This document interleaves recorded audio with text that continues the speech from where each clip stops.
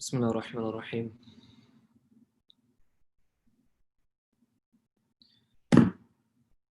أعوذ بالله من الشيطان الرجيم. بسم الله الرحمن الرحيم.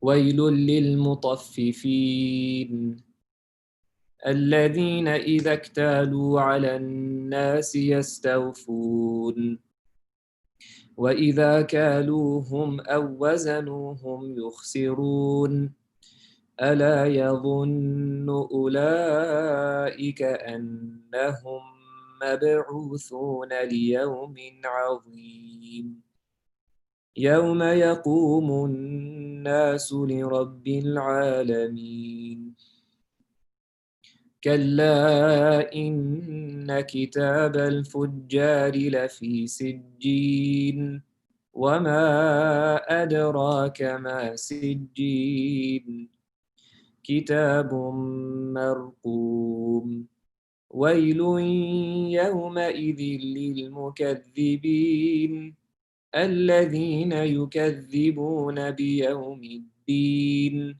وما يكذب به إلا كل معتد أثيم إذا تتلى عليه آياتنا قال أساطير الأولين كلا بل ران على قلوبهم ما كانوا يكسبون كلا إنهم عن ربهم يومئذ لمحجوبون ثم إنهم لصالو الجحيم ثم يقال هذا الذي كنتم به تكذبون صدق الله العظيم.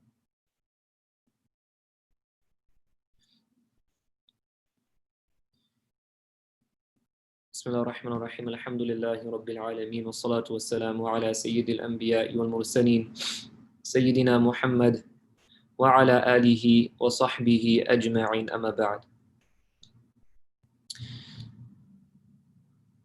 Inshallah, today we'll be looking at Surah Mutaffifin, also known as Surah Tatfif. And this surah comes after Surah Infitar, which we completed last week. And in Surah Infitar, we saw how Allah subhanahu wa ta'ala was asking the believers, and there are actually different interpretations in regards to who this verse is referring to. But Allah subhanahu wa ta'ala says, Ya ayyuhan nas, ma gharraka bi rabbika al-kareem.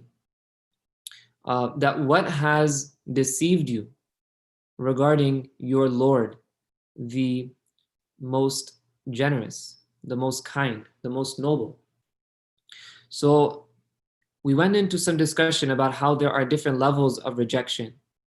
Those that outright deny, those that think that something is unlikely to happen, and those that say among the kuffar that what you're saying makes sense. It makes sense, but it's very difficult for us to believe in. We believe in some of it, but we can't believe all of it. And then there were two types of rejection that were not as clear. And they are to say that, you know what, if there is such thing as a day of judgment, then Allah will reward me with better than what I have. Right? That's also a form of rejection because they think that it is their own deeds, it is their own actions that will save them in the hereafter, when in reality it is the mercy of Allah.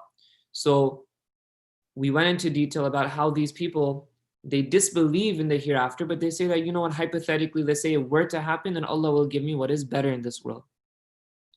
And then finally, and unfortunately this is a very common group of people that believe that, you know what, there is a hereafter. Many Muslims feel this way, that there is a hereafter, we believe in it, but do you really think that Allah will punish us? Do you really think that Allah is going to punish people for eternity?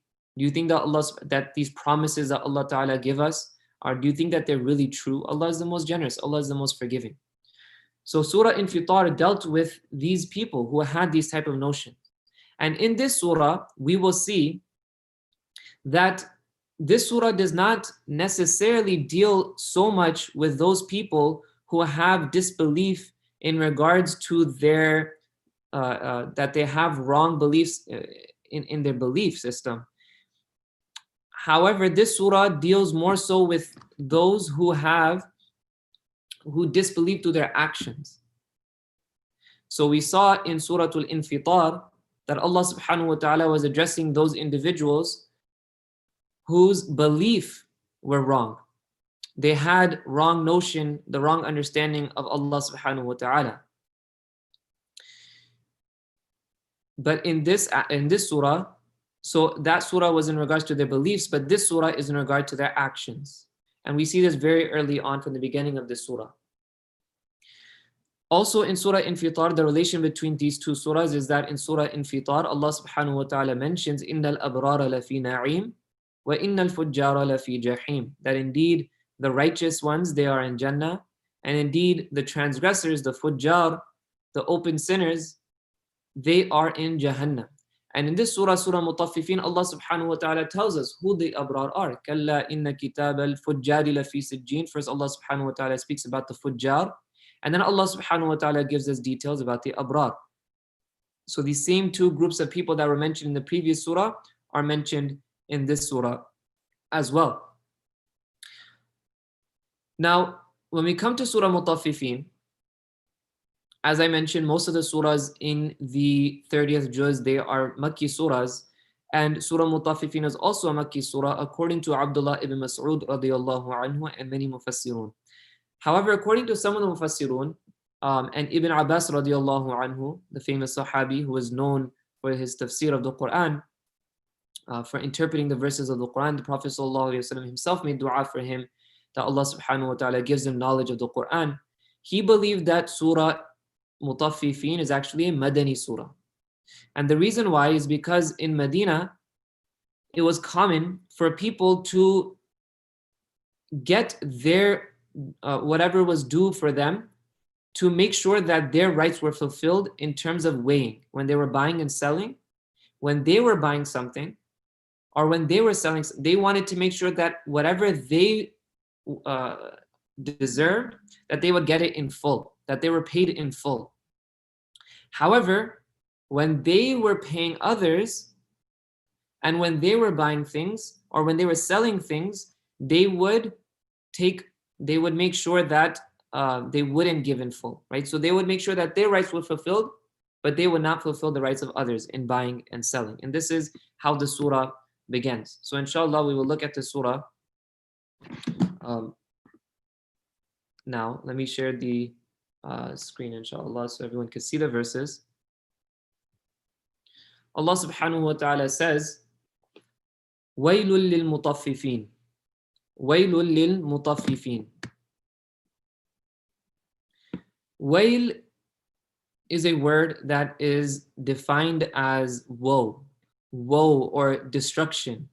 And it has an aspect of regret. That these people, destruction is upon such individuals. Woe to such individuals. If only they did not do such and such thing. And I mentioned this previously, how wail can also refer to a wadi in Jahannam. It can refer to a valley in Jahannam. So in some ahadith, we learned that wail is actually a name of a valley in Jahannam. So both meanings here are completely valid, that woe be to the ones who are the mutaffifin, and we'll go into detail regarding what the mutaffifin are. Or you can say that Jahannam, this valley in Jahannam, is the place that the mutaffifin are going to go. Now, what are the mutaffifin? Mutaffifin from Bab Tatfif, Taffafa Yutaffifu, means to give less in due. To give less in due. When you are selling something, to make sure that you are not, to do Tatfif is to give less than what you are supposed to give. For example, if you agreed that you will give X amount of dollars, for example, $100, then you take some of it out. Or for example, you are going to give X amount of wheat or barley or dates, but then you take some of it out. And so this is what the people in Medina would do. when they were buying and selling, they would cheat the other person by keeping a little bit, right? The non-Muslims, of course, this is what they would do. When the Muslims came to Medina, this is what the Prophet ﷺ found. And so Allah subhanahu wa ta'ala is speaking to these individuals that woe to those who give less, woe to those who do talfif. And Allah subhanahu wa ta'ala clarifies further what this talfif is. And inshallah, I will mention the relevance of this after we look at these first few ayat. So woe to those who give less. Woe to those who do talfif. Or if you look from the other perspective, that the valley of Jahannam is the destination for those who do talfif. Now, what is the definition or what is the description of those who do talfif? Allah subhanahu wa ta'ala tells us in the second verse, الَّذِينَ إِذَا اكْتَالُوا عَلَى النَّاسِ يَسْتَوْفُونَ. Those, الَّذِينَ, the ones who, the mutaffifin are those who, إِذَا اكْتَالُوا عَلَى النَّاسِ, when they take measure from people, iktala yaktalu, from bab ifti'al, means to take measure from someone. So when they take measure from others, إِذَا اكْتَالُوا عَلَى النَّاسِ يَسْتَوْفُونَ, they take in full. Right? So when they are taking their portion of the deal, whatever they are buying, they make sure that they are getting paid in full. يَسْتَوْفُونَ. They seek their proper measure. However, وَإِذَا كَالُوهُمْ أَوْ وَزَنُوهُمْ يُخْسِرُونَ. وَإِذَا كَالُوهُمْ, but when they give measure, for those who are familiar with the Arabic language, they know that these are derived from the same root letters. Iktala and kalu. So kail is the measurement. So iktala, yaktalu, means to take a measure, and kala means to give a measure. So when they are giving their measure, وَإِذَا كَالُوهُمْ, and this hum over here is referring to annas, the people, that when they give their measure to the people, أَوْ وَزَنُوهُمْ, or they give the weight to the people when they are buying and selling and they're measuring the items. Nowadays it's not so common that we measure, we use scales when we buy and sell. However, back in the days it was very common, and even just 50, 60 years ago it was very common, and even in many parts of the world it still is. And when you're buying fruits and vegetables, even in America, we still measure to some extent. But back in the days, of course, at the time of the Prophet ﷺ, this is the main way that they would transact. They would barter, they would sell something for something, so they would weigh it, or for dirhams or dinars. And so وَإِذَا كَالُوهُمْ, when they are supposed to give their measure, or when they are weighing, يُخْسِرُونَ, they cause less. Now, what can we learn from these first three verses? We may think that how does this apply to us, right? We don't buy and sell necessarily in this same manner, that we are weighing our items, and we don't really have that ability to give in full or take less than what we are supposed to give. The item, whatever Walmart states or whatever Pete's or Mariano's, whatever the price of the food is, we just give the food. There's no way that we can actually cheat them nowadays. And yes, perhaps to an extent, in terms of buying and selling, that may be the case, that it is not as common or not as applicable or possible for people to cheat in this manner. However, we cheat in so many different forms of our transactions, right? We cheat in so many different forms of transaction. Yes, in buying and selling, in terms of weighing our items, we may not be cheating as much, but look at all the other ways that people cheat nowadays in terms of lying. For example, they know that if I lie, then I will receive this discount. If I say that this person is younger than what they are, or they're older than what they are, then I will get a senior discount or a minor's discount, or they may give less than what they're supposed to give. We see this many times in contracts, that something may have been agreed upon verbally, yet when it comes time to actually paying, then the person may not pay as much as they said that they were going to pay. So this is still very applicable.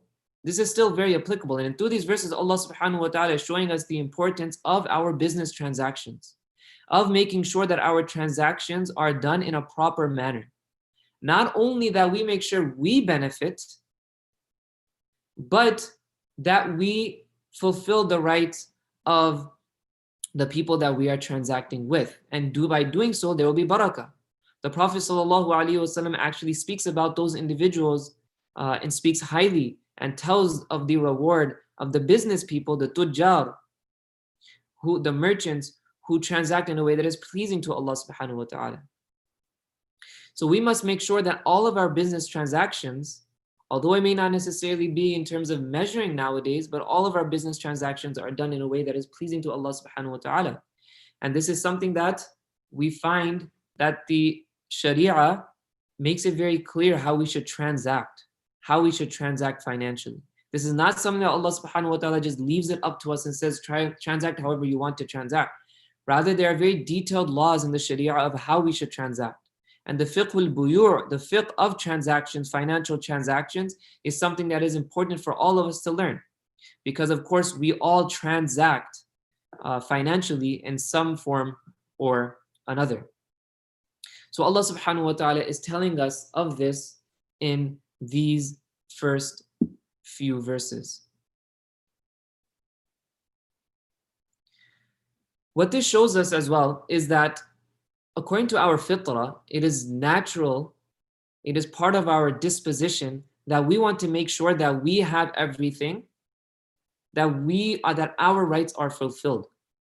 Allah subhanahu wa ta'ala tells us in Surah Al-Ahzab, إِنَّهُ كَانَ ظَلُومًا جَهُولًا, that indeed mankind is oppressive and ignorant. These two qualities are something that human beings, they have within them, right? You look from a very young age. You look at a child, you give a child a toy. You may give the child two toys.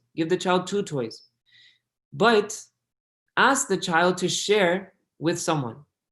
And it'll be very difficult for the child to share. Illa masha'Allah, unless the parents, they teach the child to share. But even if a child has 2 toys or 4 toys, and if you tell the child give 1 or give 2 to this other child, it's very difficult for the person to do so, even though they still have toys to play with.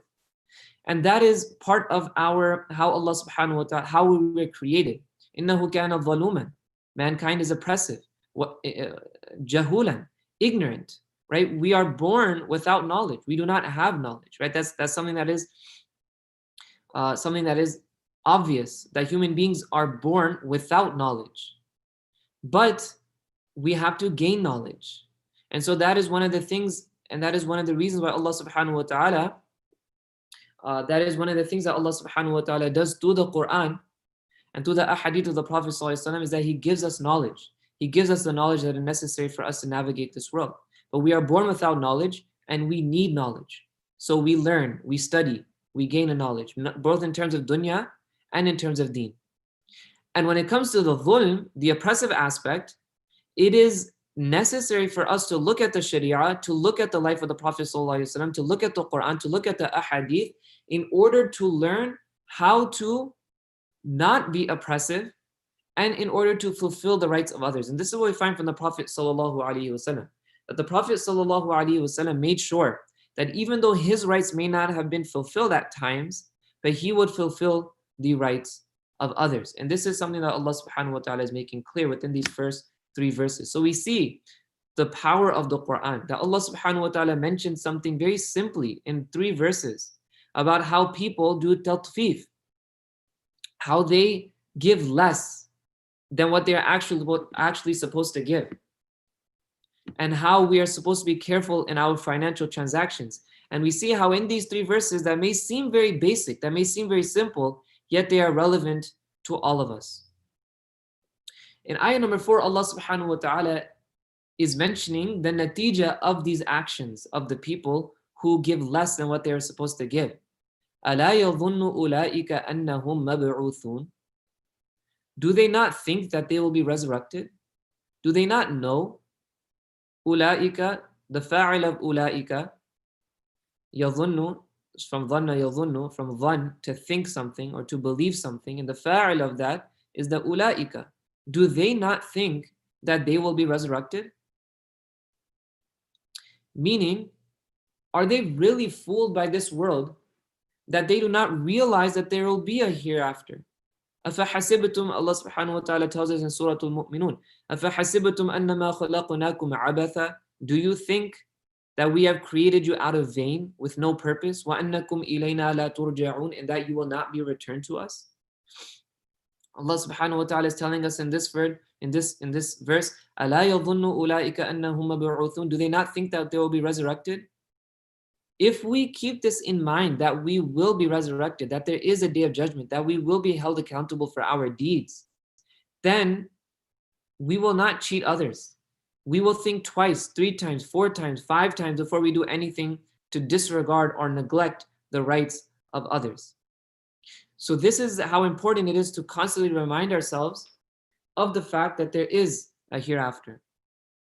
One of the verses that the ulama mentioned that we should be cognizant of and we should recite, my teacher Mufti Abrasab, Hafidahullah Ta'ala, mentioned this recently, and I heard this, that one of the verses that the ulama advise us to recite is أَلَمْ يَعْلَمْ بِأَنَّ اللَّهَ يَرَى. أَلَمْ يَعْلَمْ بِأَنَّ اللَّهَ يَرَى. Does he not know? Meaning, does mankind not know that Allah is watching? So we should remind ourselves of that all the time. أَلَمْ يَعْلَمْ بِأَنَّ اللَّهَ يَرَى. Does he not think that Allah is watching him? Does he not realize that Allah is watching him? And this is the reality of this world. That when we internalize that Allah is watching us, that is the exact essence of what taqwa is. When we internalize the fact that we will be resurrected and there will be questioning for our affairs, for what we do in this world, for our actions, then of course we will make sure that we are doing things in a way that is pleasing to Allah. So Allah is asking, do they not think that they will be resurrected? لِيَوْمٍ عَظِيمٍ, for a tremendous day, for a huge day, for a very important day. لِيَوْمٍ عَظِيمٍ. And what is that day referring to? Of course, is referring to the day of judgment. This is one description that Allah subhanahu wa ta'ala gives of the day of judgment in this ayah number 5 of Surah Mutaffifin. Yawmin Azim, a great day, a tremendous day. But there are many other verses, there are many other descriptions that Allah subhanahu wa ta'ala gives in the Quran. Yawman Thaqila, a heavy day. Allah subhanahu wa ta'ala says, Yawma yaj'alul wildana shiba, that day in which young boys will become gray-haired. Yawma yaj'alul wildana shiba, that young boys, that day will be so frightening that their hair will become gray because of the horror, because of the stress of that day. Right? So Allah subhanahu wa ta'ala, and of course I mentioned many times the verse, how Allah subhanahu wa ta'ala tells us in the first few ayat of Surah Hajj, Allah subhanahu wa ta'ala gives us a vivid description of the day of judgment. يا أيها الناس اتقوا ربكم إن زلزلة الساعة لشيء عظيم يوم ترى الناس تذهل يوم ترى كل مرضعة عما أرضعت, that you will see every breastfeeding woman will be distracted from the child that she is breastfeeding. وترى الناس سكارى وما هم بسكارى, you will see people as if they are drunk, as if they are intoxicated, however they are not intoxicated. ولكن عذاب الله شديد. So this is how people will be on the day of judgment. They'll be so afraid, so scared, so worried about what their outcome will be.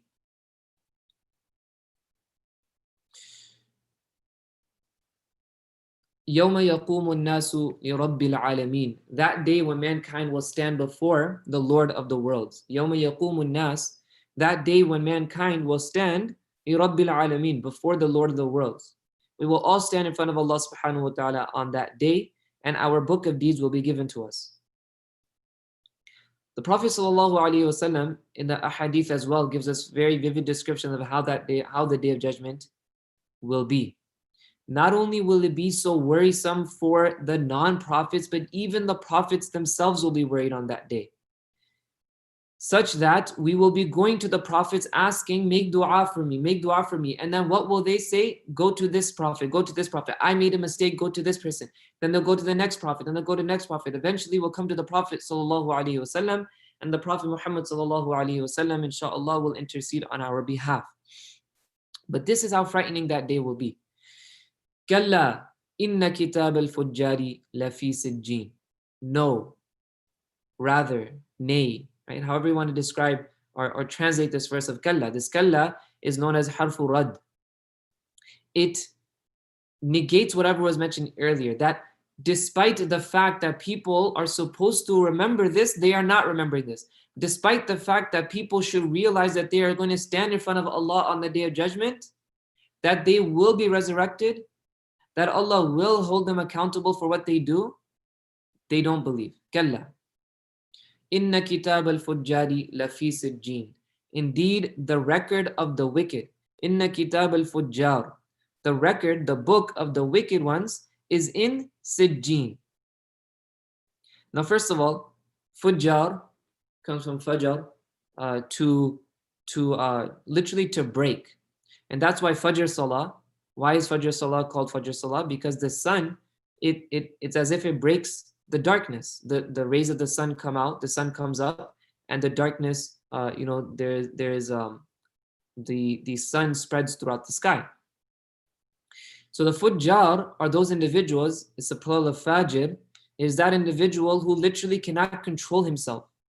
Their nafs is always breaking. The fajr's nafs is always rebelling, is always trying to get his way, is always trying to get its way, that I want this, I want that, I want that. And they are not able to control themselves. So this is what tafjid is. This is what the fujjar, this is what they do. They constantly rebel against Allah subhanahu wa ta'ala. So Allah subhanahu wa ta'ala is telling us that the book, the record of the fujjar is in a place known as Sijjin. Now, when it comes to the akhirah, when it comes to the alim al-barzakh, when it comes to the akhirah, of course, we do not have comprehensive knowledge of it, let alone this world. We do not even have comprehensive knowledge of the world that we live in. We don't even know how many species exist. We don't even know how many stars there are, how many planets there are, how many trees there are, how many animals there are on this earth alone, how many animals there are in the sea. We don't even know these things regarding this dunya. Of course, when it comes to the akhirah, we really do not have much knowledge except for the knowledge that Allah subhanahu wa ta'ala and the Prophet sallallahu alaihi wasallam give us. So in this verse, Allah subhanahu wa ta'ala is telling us that the record of the fujjar is in a place known as Sijjin. It is in a place known as Sijjin. And this is also a place where we learn that the souls of the wicked people are kept as well. So Sijjin, it is related to another word that many people are familiar with, Sijin, which is a prison. So Sijjin is a place that it is as if it is imprisoned. It is kept, it is preserved in this location. So the Sijjin is that area where the fujjar, the souls of the fujjar and the book of the fujjar, it is kept. وَمَا أَدْرَاكَ مَا سِجِّينَ. And what will make you know what Sijjin is? What can make you know what Sijjin is? Allah subhanahu wa ta'ala is asking. Then Allah subhanahu wa ta'ala tells us, Kitabum marqum. And there's two ways we can interpret this. But let me first translate this ayah. Kitabum marqum. Kitab obviously is a book. It is a register. And marqum means something. It is very similar to kitab, maktub, something to be inscribed, something to be written down. So it is a register that is inscribed. All of our deeds are kept in that register. Now, according to some ulama, this is the interpretation of what the Sijjin is. So Allah subhanahu wa ta'ala is asking us that what will make you know what the Sijjin is? So then Allah ta'ala is telling us that this is what the Sijjin is. The Sijjin, it is actually a register that has all of the deeds of the fujjar documented within it. And according to other scholars, this verse, Kitabun Marqum, is actually not even related to the previous verse, وَمَا أَدْرَاكَ مَا السِّجِّينَ. Allah subhanahu wa ta'ala is not answering what Sijjin is in this verse. Rather, Allah ta'ala is going back to ayah number 8 and describing what the book, what the record of the fujjar is. That this record of the fujjar, it is a record that is inscribed. It is all of the deeds of the fujjar are kept in this record. And where is this record kept? It is kept in a location named Sijjin. Okay, so according to some scholars, the Sijjin is a record itself. And according to other scholars, The Sijjin is the area where the record is kept. Nonetheless, it doesn't really make much of a difference. Allah subhanahu wa ta'ala is telling us that the deeds, the actions of the fujjar are well documented. They are well documented. And moving forward in a couple of ayat, Allah subhanahu wa ta'ala tells us likewise that the record of the righteous are also documented. But in this set of verses, Allah subhanahu wa ta'ala is specifically speaking about the fujjar, that it is kept in a place called Sijjin, and it is a register that is inscribed. وَيْلٌ يَوْمَئِذٍ لِلْمُكَذِّبِينَ. Once again, Allah subhanahu wa ta'ala uses his word wail that was in the first verse of the surah. Woe or destruction, halakat, in Urdu we can say, on that day to the deniers. وَيْلٌ يَوْمَئِذٍ لِلْمُكَذِّبِينَ. Woe to on that day to the deniers, those who deny Allah subhanahu wa ta'ala. Also, wail can refer to the valley of Jahannam, as I mentioned previously. What is the difference between takdhib and kufr? Takdhib and kufr. Takdhib is a greater form. It is more extreme than kufr. Kufr is simply to disbelieve in Allah, which obviously is that in and of itself, if a person does kufr, that will make that individual deserving of going to Jahannam. But takdhib is to a greater extent to deny, to reject, to ridicule. And this is exactly what the Quraysh would do. They didn't just disbelieve. There were some individuals who disbelieved and that was it. But most of them, what they did was that they would deny the Prophet. They would make fun of the Prophet ﷺ. They would ridicule the Prophet ﷺ. In hiya illa hayatuna dunya wa ma nahnu bimab'uth. This is only our worldly life. We're not going to be resurrected. أَإِذَا مِتْنَا وَكُنَّا تُرَابًا وَعِظَامًا. When we die and we are turned into dust, ذَلِكَ رَجُعٌ بَعِيدٌ. That is a faraway return. Right? So they would ridicule the Prophet ﷺ in this manner. What would they deny? الَّذِينَ يُكَذِّبُونَ بِيَوْمِ الدِّينِ. In ayah number 11, Allah subhanahu wa ta'ala tells us that they deny the day of judgment. الَّذِينَ يُكَذِّبُونَ بِيَوْمِ الدِّينِ. وَمَا يُكَذِّبُ بِهِ إِلَّا كُلُّ مُعْتَدٍ أَثِيمٍ. And none deny it. وَمَا يُكَذِّبُ بِهِ. None deny it. The he in bihi is referring to the day of judgment. And the fa'il of يُكَذِّبُ is كُلُّ مُعْتَدٍ أَثِيمٍ. That none deny the day of judgment except for every sinful transgressor. What is the difference between mu'tad and athim? Athim is someone who is sinful, they commit a sin. But mu'tad is a person who transgresses. They go beyond. So for example, the ulama, they give an example of a person who does not fulfill the rights of his wife. So he will be an athim. He will be an athim. He's not fulfilling the rights. He's sinful. His wife has certain rights upon him, but he's not fulfilling those rights. He is sinful for that. But a transgressor, a mu'tad, takes it to the next level. Not only does he not fulfill the rights of his wife, but he oppresses his wife on top of that. Or he demands rights that he does not deserve on top of that. Right? So Allah subhanahu wa ta'ala is telling us the description of those people who deny the day of judgment. They are sinful transgressors. إِذَا تُتْلَى عَلَيْهِ آيَاتُنَا.